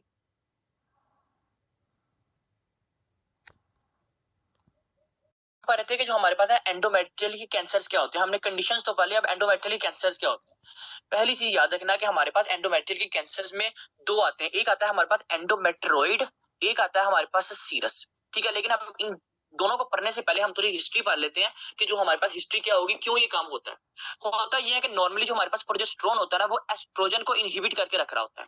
ठीक है, लेकिन जब हमारे पास प्रोजेस्टेरोन फीमेल की बॉडी में कम हो जाता है ना, तो एस्ट्रोजन बहुत एक्सेस हो जाता है, और जब एस्ट्रोजन बॉडी में बहुत एक्सेस हो जाता है ना, तो यही जो एस्ट्रोजन है ना, ये जो हमारे पास एंडोमेट्रियल हाइपरप्लाजिया करवा देता है, और यही जो एंडोमेट्रियल हाइपरप्लाजिया है, और ये चेंज हो जाता है एंडोमेट्रियल कैंसर में। ये इसकी थी पैथोफिजियो, यानी इसे कहते हैं हम अनअपोज्ड एस्ट्रोजन एक्सपोजर। जब एस्ट्रोजन बॉडी में बहुत ज्यादा हो जाता है तो हमारे पास जो एंडोमेट्रियल है उसका हाइपरप्लाजिया हुआ, और यही जो हाइपरप्लाजिया था इसने मेटाप्लाजिया में चेंज करवा के अपने आप को एंडोमेट्रियल कार्सिनोमा में चेंज करवा दिया। ये था हमारे पास एंडोमेट्रियल का कैंसर। अब ये कैसी कैसी फीमेल्स में होगा, कौन से रिस्क फैक्टर्स हैं इसके। एक चीज, कोई भी फीमेल अर्ली मेनार्चे हो, ठीक है, लेट मेनोपाज हो, ठीक है, या तो उसने मल्टीपैरिटी हो, ठीक है, ऐसी फीमेल्स में हमारे पास इसके कैंसर, इसके जो रिस्क फैक्टर्स होते हैं ना, वो बहुत ज्यादा होते हैं। ठीक है, और ये जो फीमेल्स होती हैं वो मेन हिस्ट्री ये लेके आती है कि डॉक्टर साहब बात ये है कि एबनॉर्मल वेजाइनल ब्लीडिंग है, एबनॉर्मल यूट्राइन ब्लीडिंग है, एबनॉर्मल वेजाइनल ब्लीडिंग है, ये बहुत ज्यादा है। और मैंने बताया कि ये आपका एंडोमेट्रियल है, इस वजह से हैवी ब्लीडिंग की वो हिस्ट्री आपको नहीं देगा, वो इसकी देगा। अब हमारे पास आते हैं दो, एक आता है एंडोमेट्रोइड, एक आता है हमारे पास जो है वो सीरस। ठीक है, अब अगर मैं सीरस की बात करूं तो सीरस आप लोगों ने पहले भी एक बात पढ़ी है कि मैंने बताया था, जब भी सीरस का नाम है आपने याद रखना है कि इसमें आपको सोमोमा बॉडीज मिलेंगी। ठीक है, और अब बात करते हैं कि हमारे पास जो सीरस होती है ना, इसमें कुछ होते हैं एपिथेलियल टाइप स्ट्रक्चर्स। यानी देखो, हुआ ये कि मेरे पास ये थी एंडोथेलियल एंडोमेट्रियम, जो एंडोमेट्रियल है इसकी एट्रोफी हो जाती है। जब एंडोमेट्रियल की एट्रोफी हो जाती है ना, फिर हम इसे कहते हैं सीरस एंडोमेट्रियल कार्सिनोमा। और जब हम बात करें, हमारे पास आता है एक था, हमने कहा था हमारे पास था सीरम, और एक था हमारे पास एंडोमेट्रियोइड। हमने कहा जब भी एंडोमेट्रोइड की बात करेंगे ना, तो हमारे पास ये जो यूट्रस है ना, इसका हाइपरप्लाजिया हो जाता है, यानी यूट्रस का हाइपरप्लाजिया हुआ, और हाइपरप्लाजिया की वजह से आपको कार्सिनोमा में हो गया। इसे कहते हैं एंडोमेट्रोइड एंडोमेट्रियल कार्सिनोमा। तो सीरस में क्या होता है, यही जब एंडोमेट्रियल की एट्रोफी हो जाती है तो आपको एक तो सोमोमा बॉडीज मिलती हैं, सेकंड चीज यही जो एट्रोफी थी ये मेटाप्लाजिया में चेंज होगी, और यही जो मेटाप्लाजिया है ये एंडोमेट्रियल कार्सिनोमा में चेंज होगी। और ये endometrial carcinoma due to serous है, इस वजह से हम कहते हैं सीरस एंडोमेट्रियल कार्सिनोमा। ये थे हमारे पास दो केस, सीरस और एंडोमेट्रियल के। अब उसके बाद मैंने हिस्ट्री भी आपको बताई कि जो फीमेल है ये क्या हिस्ट्री लेके आएगी। ठीक है, अच्छा, उसके बाद हमारे पास आता है ल्यूमायोमा। अब मेन चीज हम पढ़ने लगे हैं जिसमें क्वेश्चन आते हैं कि ल्यूमायोमा क्या। ल्यूमायोमा हमारे पास है मायोमेट्रियम की। हमने एंडोमेट्रियल की बात पढ़ ली, अब हम बात करें मायोमेट्रियम की। तो पहले मैं दो चीजें तो पहले लिखूंगा जरूर, ये मैंने बताई थी कि मायोमेट्रियम की जब भी बात होगी तो फीमेल कॉन्स्टिपेशन की हिस्ट्री लेके आएगी। ठीक है, ये चीज। अच्छा, सेकंड चीज, जो एंडोमेट्रियल है ना उसमें अगर वो कॉन्स्टिपेशन की हिस्ट्री लेके आई है ना, तो इसका मतलब ये हो सकता है कि उसका कोई सेकेंडरी रिस्क फैक्टर है, उसका कोई और मसला था। ठीक है, ल्यूमायोमा के केस में एक फीमेल है वो कॉन्स्टिपेशन की हिस्ट्री लेके आ रही है, सेकंड चीज वो हैवी वेजाइनल ब्लीडिंग की हिस्ट्री लेके आ रही है। ये दो हिस्ट्री जो है ना वो ल्यूमायोमा में आपको जरूर मिलेगी। अब ल्यूमायोमा के में ना आपको मैं एक चीज लिख दूं, एक चीज याद रखना कि इसमें होता क्या। इसमें जो हमारे पास मायोमेट्रियम की लेयर है ना, ये देखो ये है मेरे पास, अब मैं एंडोमेट्रियम नहीं बना रहा, मैं मायोमेट्रियम बना रहा हूँ। इस मायोमेट्रियम की लेयर में ना हमारे पास इधर कुछ मायोसाइट्स, जिसको मैक्रोफेजिक लाइक स्ट्रक्चर्स भी कहते हो, मायोसाइट अक्यूमुलेट हो जाते हैं। और ये मायोसाइट्स हुए हैं, और मायोसाइट्स के साथ इधर हमारे पास कुछ फाइब्रोब्लास्ट भी इकट्ठे हो गए हैं। जब ये मायोसाइट्स और fibroblast in the myometrium layer में अक्यूमुलेट हो जाते हैं, जिसको मैं लिखता हूं कि हमारे पास आता एक क्वेश्चन था जिसमें आया हुआ था monoclonal myocytes and fibroblast accumulation. फिर आप इसको कहते हो कि ये ल्यूमायोमा है, यानी मायोसाइट्स या मोनोसाइट्स या फिर हमारे पास जो फाइब्रोब्लास्ट है ये आपके पास इधर अक्यूमुलेट हो जाते हैं। जब इधर अक्यूमुलेट हो जाते हैं तो ये पेल्विक फ्लोर मसल्स को कंस्ट्रिक्ट करते हैं, जिसकी वजह से कॉन्स्टिपेशन हो जाती है। और हैवी वेजाइनल ब्लीडिंग रीजन ये है कि जब हमारे पास ये जो मायोमेट्रियम की लेयर है, ठीक है, ये शेड होती है, क्योंकि मायोमेट्रियम की लेयर में कुछ मसला बनेगा तो सारी बात है एंडोमेट्रियल की लेयर सारी की सारी शेड होगी, तो फिर आपको हैवी वेजाइनल ब्लीडिंग होगी। अब हैवी वेजाइनल ब्लीडिंग दो होती है। देखो, एक तो ब्लीडिंग हो रही है एंडोमेट्रियल की लेयर की वजह से, जिसमें हमारे पास कौन सी आती है आर्टरीज, स्ट्रेटम फंक्शनैलिस लेयर वाली आर्टरीज आती है, एक तो वो शेड हुई। सेकंड चीज, आपकी जो मायोमेट्रियम की लेयर थी वो भी शेड होने लग गई, जिसकी वजह से आपकी डबल ब्लीडिंग होगी, इसलिए हम कहते हैं ये हैवी वेजाइनल ब्लीडिंग के साथ आ रही है। ठीक है। उसके बाद ल्यूमायोमा का दूसरा नाम होता है यूट्राइन फिब्रॉइड, यानी जो फाइब्रोसिस है वो किधर होने लग गई है, यूट्राइन की सेकंड लेयर में, मायोमेट्रियम में। मैं इधर एंडोमेट्रियम की बात नहीं कर रहा, मायोमेट्रियम की बात कर रहा हूँ। ये था हमारे पास ल्यूमायोमा। लेकिन एक चीज याद रखनी है, एक हमारे पास कंडीशन होती है ल्यूमायोसार्कोमा। ल्यूमायोसार्कोमा, कभी भी ल्यूमायोमा जो है वो ल्यूमायोसार्कोमा में चेंज नहीं होता। ल्यूमायोसार्कोमा एक अलग कंडीशन है, वो खुद मेटाप्लाजिया की वजह से चेंज होता है, यानी खुद कैंसरस स्टेज में जाता है। ठीक है, ये था हमारे पास ल्यूमायोमा और ल्यूमायोसार्कोमा में डिफरेंस। लेकिन अब मैं बात करूं कि कोई भी फीमेल आई है, ठीक है, वो कॉन्स्टिपेशन के साथ आ रही है, हैवी वजाइनल ब्लीडिंग के साथ आ रही है, वो साथ डिस्मेनोरिया के साथ आ सकती है। ठीक है, वो कहती है कि फर्टिलिटी हो ही नहीं रही, बिल्कुल भी प्रेग्नेंट ही नहीं हो रही। ठीक है, उसके बाद क्योंकि एंडोमेट्रियल तो है कोई नहीं है, ठीक है, वो प्रेग्नेंट बिल्कुल नहीं हो रही, हमने कंफर्म कर ली डायग्नोज कि ये हमारे पास ल्यूमायोमा है। ठीक है, लेकिन हम ल्यूमायोमा को ल्यूमायोसार्कोमा से कैसे डिफरेंशिएट करेंगे? होगा ये कि जब भी हम ल्यूमायोसार्कोमा की बात करें तो ल्यूमायोसार्कोमा में आपको नेक्रोसिस मिलने लग जाएगी, यानी ये एक सीवियर कंडीशन है। यहाँ आपकी जब नेक्रोसिस हो जाएगी, देखो फॉर एग्जांपल ये हमारे पास कोई भी फीमेल आती है ल्यूमायोमा में, हम क्या करेंगे, हम इसमें एक ऐसा प्रोसीजर करेंगे जिसमें हम ये जो फाइब्रोसिस है ना, इसको हम निकाल सकते हैं। ठीक है, या फिर हम ऐसे हो सकता है हम इसकी हिस्टेक्टोमी कर सकते हैं। लेकिन ल्यूमायोसार्कोमा में क्या होगा, इसकी नेक्रोसिस ही होगी है। और अगर तो ये नेक्रोसिस फैलती जो है ना, वो हमारे पास पेल्विक मसल्स में या ओवरीज वगैरह में फैल गई है, फिर क्या होगा, फिर वो फीमेल का वो पार्ट ही टोटली तौर पे डेड हो जाएगा। इस वजह से हमारे पास ल्यूमायोमा और ल्यूमायोसार्कोमा में डिफरेंशिएट करते हैं। बाकी हिस्ट्री वही होगी दोनों की, सिर्फ हम ये करेंगे कि वो कितनी देर का है।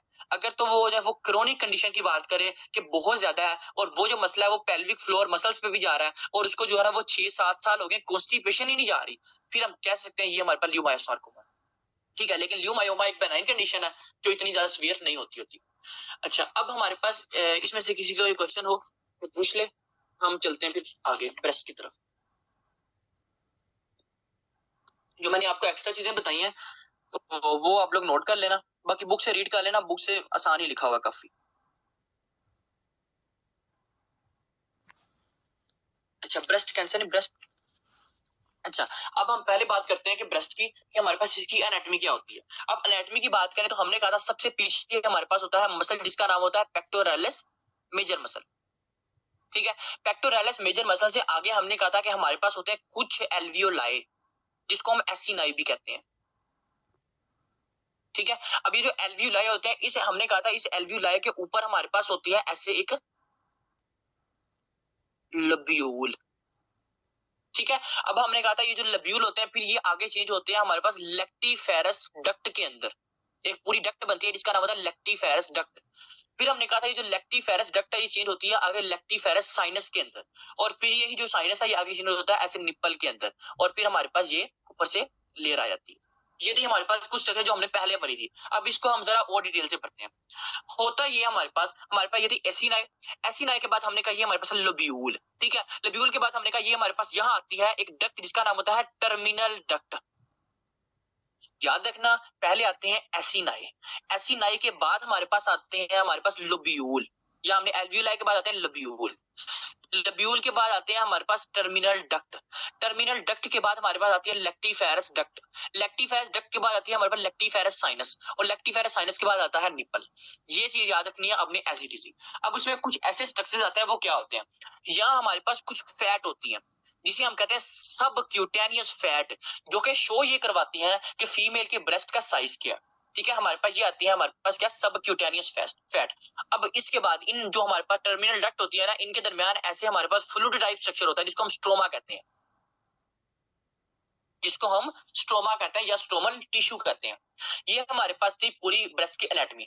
अब हम बात करते हैं कि हमारे पास कौन सी आते हैं। पहले कुछ बता दूं बातें। होता है ये कि जब भी आप ये चीज पढ़ो कि कोई भी फीमेल आई है उसका जो है ना वो स्ट्रोमा वो इन्वॉल्व है, यानी स्ट्रोमल कैंसर है या स्ट्रोमल टिश्यू का मेटास्टाइज हो गया है या मेलिग्नेंट हो गया है, तो आप लोगों ने दो चीजें अपने जेहन में रखनी है कि उसको या तो फाइब्रो एडिनोमा हो सकता है, ठीक है, या तो उसको फेलाइड्स ट्यूमर हो सकता है, ये हम पढ़ेंगे आगे। ठीक है, जब भी कोई कहे कि सब क्यूटेनियस फैट का मसला है तो एक चीज याद रखना है, हो सकता है उसको लाइपोमा हो। ठीक है, और लाइपोमा, आपको थोड़ी सी लाइपोमा की बात बता दूं, होता है कि ये हमारी पूरी बॉडी में भी हो सकता है, किसी भी पार्ट में भी हो सकता है मेनली। वो इस वजह से हो सकता है, देखो फॉर एग्जांपल मेरा ये हैंड है, मैंने इसको ऐसे दबाया, इस पार्ट में मैंने इसको ऐसे दबाया, इस दबाता रहा तो इस पार्ट मेरा यहाँ मेरे पास बड थोड़ा सा बन गया, ठीक है। अभी जो बड बन गया होता यह है कि वो जो फैट होती है ना यहाँ, वो आगे कुछ आगे की तरफ थोड़ी चली जाती है। जब आगे की तरफ चले जाती है तो वो ऊपर अकुमुलेट होते होते इतना बड़ा बड बन जाता है, ठीक है। फिर ये जो फैट होती है इसका कोई नुकसान तो नहीं होता वैसे, ठीक है, लेकिन ये है कि ये रिमूव हमें सर्जिकली रिमूव करवानी पड़ती है, इसकी और कोई रीजन नहीं होती। ये थी हम बात करते हैं सबक्यूटेनियस फैट के अंदर, ठीक है। अब हम पढ़ते हैं कुछ ऐसी कंडीशंस जिसे हम कहते हैं बेनाइन ब्रेस्ट कैंसर या बेनाइन ब्रेस्ट ट्यूमर्स। उसमें हमारे पास पहले आती है हमारे पास फाइब्रोसिस्टिक चेंज। अब फाइब्रोसिस्टिक चेंज क्या होता है, यानी हुआ ये कि हमारे पास जो ब्रेस्ट थी, ठीक है, उसकी चेंजेस आ गई थोड़ी बहुत। अब ये जो फाइब्रोसिस्टिक चेंज होती है ना, ये होती है दो किस्म की। एक होती है हमारे पास स्क्लेरोजिंग एडिनोसिस, एक होती है हमारे पास जो एपिथेलियल थी ब्रेस्ट की, उसका हाइपरप्लाजिया हो गया, ठीक है। अब हम दोनों पहले पढ़ते हैं कि हमारे पास ये जो थी, हमने कहा स्क्लेरोजिंग एडिनोसिस, ये किस पार्ट में होगा। अगर तो आपका एसिनाए, दोबारा सुनना, अगर तो आपका एसिनाए और स्ट्रोमल टिश्यू इन्वॉल्व है तो याद रखना ये हमारे पास कंडीशन होती है स्क्लेरोजिंग एडिनोसिस। यानी फॉर एग्जांपल मेरे पास ये है एसिनाए, ठीक है, उसके बाद मैंने क्या कहा, एक है हमारे पास ये है सबक्यूटेनियस फैट, या ये हमारे पास स्ट्रोमल टिश्यू। अगर तो ये एसिनाए और स्ट्रोमल टिश्यू के अंदर आपको कुछ फाइब्रोसिस मिलती है, फिर हम उसे कहते हैं स्क्लेरोजिंग एडिनोसिस, ठीक है। सेकंड चीज हमारे पास आती है एपिथेलियल हाइपरप्लाजिया। अगर तो जो टर्मिनल डक्ट होती है उसमें या जो लब्यूल्स होते हैं उनमें आपको फाइब्रोसिस मिले, उसे हम कहते हैं एपिथेलियल हाइपरप्लाजिया। ये हमारे पास ये दो कंडीशंस। अगर तो कोई कहता है कि हमारे पास स्क्लेरोजिंग एडिनोसिस क्या है, तो कहना जो एसिनाए होते हैं और जो हमारे पास होते हैं, हमारे पास जो स्ट्रोमल टिश्यू होता है उसके अंदर फाइब्रोसिस इकट्ठी होने लग जाए, हम उसे कहते हैं स्क्लेरोजिंग एडिनोसिस। और हमारे पास एपिथेलियल हाइपरप्लाजिया के अंदर जो टर्मिनल डक्ट है और लब्यूल्स होंगे उसके अंदर होने लग जाए। अब मैं आपको इसकी हिस्ट्री बता दूं कि हिस्ट्री क्या लेके आएंगे। होगा ये कि हमारे पास उस फीमेल आएगी, हिस्ट्री क्या लेके आएगी, उसको होगी ब्रेस्ट पेन, या वो कहेगी राइट साइडेड है या वो कहेगी लेफ्ट साइडेड है, सिंगल हो सकती है, मल्टीपल भी कह सकती है, ठीक है, बायलैटरल भी कह सकती है, यूनिलैटरल भी कह सकती है। यानी वो कहती है कि हम जो है ना पेन है राइट ब्रेस्ट पेन, ठीक है। हमने एग्जामिन ये किया, पहले वो कहेगी राइट ब्रेस्ट पेन है, सेकंड वो कहेगी साथ जो है ना वो निपल डिस्चार्ज भी है, ठीक है, निपल डिस्चार्ज भी है। थर्ड चीज वो ये कहेगी कि जो है ना हम ये बात खुद एग्जामिन करेंगे कि उसमें आपको सिंपल सिस्ट नजर आएगी।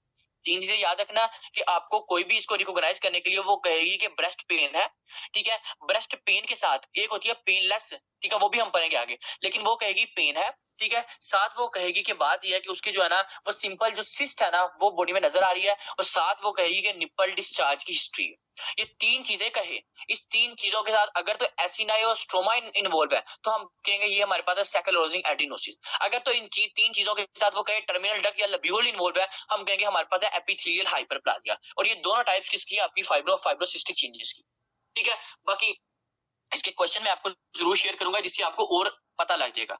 इस तरह जो है ना वो हमारे पास इतनी हिस्ट्री आती होती है फाइब्रोसिस्टिक चेंजेस की। अब हमारे पास आता है कुछ इन्फ्लेमेटरी चेंजेस।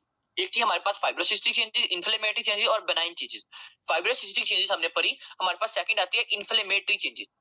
अब इन्फ्लेमेटरी चेंजेस में क्या होता है, इसमें हमारे पास दो आती है, इसमें भी आती है दो कंडीशंस। एक आती है हमारे पास फैट, ठीक है, और एक आती है हमारे पास लैक्टेशनल मास्टाइटिस।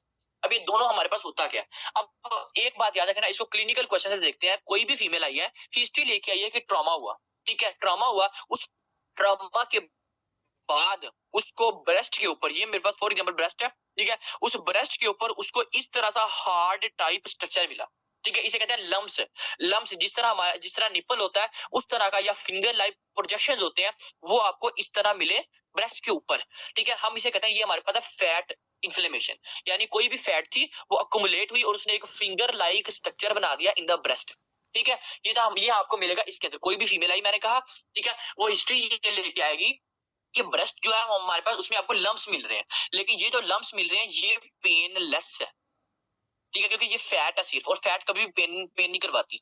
हमारे पास पेनलेस आपको मिल रहे हैं लम्स, ठीक है। पहली चीज वो आपको ये हिस्ट्री देगी। सेकंड चीज वो कहेगी कि ट्रॉमा हुआ था, कोई इंजरी हुई थी, ठीक है, कोई ट्रॉमा हुआ था, कोई इंजरी होगी। और जब आप उसको बायोप्सी पे देखो तो बायोप्सी में आपको जॉइंट सेल मिलेगा, जाइंट सेल मिलेगा, आपको क्या मिलेगा, आपको फिंगर लाइक प्रोजेक्शंस मिलेगा। फॉर एग्जांपल अगर आप बायोप्सी में चेक करते हो तो आपको देखो, फॉर एग्जांपल हमारे पास ये था ब्रेस्ट, ठीक है, और यहाँ था सब क्यूटेनियस फैट। यहाँ आपको इस फैट के ऊपर हमारे पास यहाँ से ऐसे बाहर की तरफ एक स्ट्रक्चर मिलेगा जिसे कहते हैं लम्प्स। जब हम इसे प्रेस करेंगे तो उसको पेन नहीं होगी, हम इसे कहेंगे ये हमारे पास फैट नेक्रोसिस या इन्फ्लेमेटरी ब्रेस्ट बेनाइन कैंसर। अब हमारे पास है लैक्टेशनल मास्टाइटिस, इसका वो क्वेश्चन बहुत करता है। अब लैक्टेशनल मास्टाइटिस, ठीक है, अब इस फिर आप क्या करते हो, फिर अगर तो इसकी नेक्रोसिस हो गई है ना, फिर आप उस पार्ट को रिमूव ही करना पड़ता है, ठीक है। अच्छा, हमारे पास आता है लैक्टेशनल मास्टाइटिस। इसके क्वेश्चन इसलिए आते हैं क्योंकि ये जो होता है ये बैक्टीरिया की वजह से होता ये है कि फीमेल हिस्ट्री ये देगी कि जो है ना वो निप्पल सकिंग बहुत ज्यादा है, ठीक है, यानी उसके बेबी है, ठीक है, उस सकिंग की वजह से क्या हो रहा है, उसको बैक्टीरियाज ने एक्ट करते हैं, वो बैक्टीरियाज के एक्ट करने की वजह से उसको एक स्ट्रक्चर मिलती है। मैं आपको एक स्ट्रक्चर बनाता हूँ। हमारे पास ये है ब्रेस्ट, ठीक है, इसमें आपको ना छोटे छोटे इस तरह के डॉट्स टाइप स्ट्रक्चर्स मिलते हैं पूरी ब्रेस्ट के ऊपर। ये ब्रेस्ट के ऊपर डॉट लाइक स्ट्रक्चर इस तरह के होते हैं जिसको आप कहते हैं हेयर फॉलिकल्स। जैसे आप देखते हो ना कि हेयर रिमूव होते हैं तो आपको डॉट लाइक स्ट्रक्चर मिलते हैं, वैसे ही आपको ब्रेस्ट के ऊपर मिलते हैं, ठीक है। ये हमारे पास होता है। ये रीजन क्या होती है कि एक वो फीमेल थी, ठीक है, निपल डिस्चार्ज की निपल सकिंग की वजह से ज्यादा, ठीक है, जो बैक्टीरिया थे वो माउथ से ट्रांसफर हुए निपल के ऊपर और वो ब्रेस्ट में फैलने लग गए, जिसकी वजह से हम उसे कहते हैं लैक्टेशनल मास्टाइटिस, ठीक है, जिसको आप नाम देते हो क्रैक्स का, कि हमें क्रैक्स और निप्पल हमें मिलते हैं, ठीक है। ये था हमारे पास इन्फ्लेमेटरी कंडीशंस। हमारे पास इन्फ्लेमेटरी में हमने कहा फैट होती है और साथ लैक्टेशनल मास्टाइटिस होती है, ठीक है। अब उसके बाद हमारे पास कुछ ऐसी कंडीशंस आती हैं जिसे हम कहते हैं बेनाइन ट्यूमर्स। अब ये बेनाइन ट्यूमर्स होते हैं तीन तरह के। एक हमारे पास होता है फेलाइट ट्यूमर, ठीक है, एक हमारे पास होता है इंट्राडक्टल पेपिलोमा और एक हमारे पास होता है फाइब्रो एडिनोमा। ये तीन चीजें आप लोग ये देख लेना, ठीक है। अब हमारे पास ये जो होता है ना फाइब्रो एडिनोमा, ठीक है, ये फीमेल जो हिस्ट्री लेके आएगी, पहली चीज मैंने इसलिए डिफरेंशिएट कर रहा हूं, जो हिस्ट्री लेके आएगी वो आएगी पेन के साथ, ठीक है, यानी कहेगी कि टेंडरनेस है बहुत ज्यादा, ठीक है। सेकंड चीज, इस फीमेल में जो आपको एस्ट्रोजन का लेवल है ना ये बहुत ज्यादा मिलेगा। फर्स्ट चीज क्या है कि ये पेन है, ठीक है। सेकंड चीज क्या है, इस बॉडी फीमेल के अंदर जो एस्ट्रोजन का लेवल है ना ये बहुत ज्यादा होगा। थर्ड चीज, ये जो फीमेल होगी इसकी एज होगी वो 35 से कम होगी, ठीक है। और फोर्थ चीज क्या होगी, मैंने बताई कि हमारे पास ये जो फीमेल होती है ये टेंडरनेस के साथ आएगी, जो मैंने बताया पेन थी, ठीक है। ये चीज आपके साथ आएगी। ना तो वो आपको कोई लंप्स की हिस्ट्री देगी, ना तो वो आपको कोई ऐसी हिस्ट्री देगी कि कोई इंजरी हुई वगैरह। हुआ होता ये है कि एक 30 कम 34 या 20 इयर्स फीमेल है, उसके एस्ट्रोजन के एक्सपोजर होने की वजह से जो हमारे पास बॉडी होती है उसमें ना फाइब्रोसिस इकट्ठी होने लग जाती है फीमेल की ब्रेस्ट के अंदर, ठीक है, जो हमारे पास पेन भी करवाते हैं। लेकिन ये जो पेन होती है ये आपकी फाइब उस तरह की नहीं होती कि जो है ना कैंसर की बताए, कैंसर की रिकॉग्नाइज करे। ये अभी मैं आपको बताता हूँ इसके बारे में। होता ये हमारे पास सेकंड आती है इंट्राडक्टल पेपिलोमा। इंट्राडक्टल पेपिलोमा होता ये कि देखो मेरे पास ये ब्रेस्ट है, ठीक है, इस ब्रेस्ट के ऊपर हमारे पास यहाँ ना एक आई टाइप अपीयरेंस नजर आती है इस तरह की, इसे हम कहते हैं पेपिलोमा। ये पेपिलोमा मिलेंगे किधर, डक्ट के अंदर, हम इसे कहते हैं इंट्राडक्टल पेपिलोमा। डक्ट के अंदर आपको एक पेपिलाई टाइप स्ट्रक्चर मिलते होते हैं, इसे हम कहते हैं इंट्राडक्टल पेपिलोमा। फिर ये जो होता है ना इंट्राडक्टल पेपिलोमा, ये मेनली हम कहते हैं कि ये आपको मिले लेक्टिफेरस डक्ट के अंदर। और अगर कोई कहे कि यार ये जो अगर पेपिलोमा है ये फैलने लग जाए फिर क्या होगा, ये पेपिलोमा फैलेंगे आप पे किधर, आप पे ये फैलेंगे लेक्टिफेरस साइनस में, लेक्टिफेरस साइनस से फैलेंगे निपल में। और अगर तो वो फीमेल जो है वो फीडिंग भी करवाती है तो निपल के थ्रू वो फैलेंगे फिर बेबी में भी, ठीक है। इस तरह ये हमारे पास फैलते हैं। और अगर ये हमारे पास होती है एंट्रोग्रेड फ्लो, ठीक है, अगर कोई कहे कि यार रेट्रोग्रेड फ्लो क्या है तो हम कहेंगे जो लेक्टिफेरस डक्ट है, लेक्टिफेरस डक्ट से पीछे फैलेंगे हमारे पास टर्मिनल डक्ट में, और टर्मिनल डक्ट से ये फैलेंगे हमारे पास किधर, एल्व्यूलाई के अंदर, लब्यूल्स के अंदर, और फिर हमारे पास एल्व्यूलाई के अंदर। ये एंट्रोग्रेड और रेट्रोग्रेड लाजमी याद रखना। ये हमारे पास फ्लो होता है किसमें, इंट्राडक्टल पेपिलोमा में। आगे हम ये बात पढ़ेंगे कि हमारे पास कुछ इन्वेजिव होते हैं और कुछ नॉन इन्वेजिव होते हैं और कुछ सीटो होते हैं। अच्छा, अब हम बात करते हैं कि हमारे पास फेलाइट्स ट्यूमर क्या होते हैं। फेलाइट्स ट्यूमर ये होते हैं, हमने कहा कि हमारे पास ये है ब्रेस्ट, ठीक है, और हमने एक बात पढ़ी थी कि फ्लाइट्स ट्यूमर आपको मिलेगा किधर, स्ट्रोमा के अंदर। आपको स्ट्रोमा के अंदर कुछ ट्यूमर टाइप स्ट्रक्चर्स मिलेंगे, उसे हम कहते हैं फेलाइट्स ट्यूमर। और ये जो स्ट्रक्चर होते हैं ये होते हैं लीफी वेजिटेबल्स, यानी लीफी टाइप स्ट्रक्चर्स होती हैं, ठीक है, ग्रीन होते हैं थोड़े थोड़े और साथ लीफ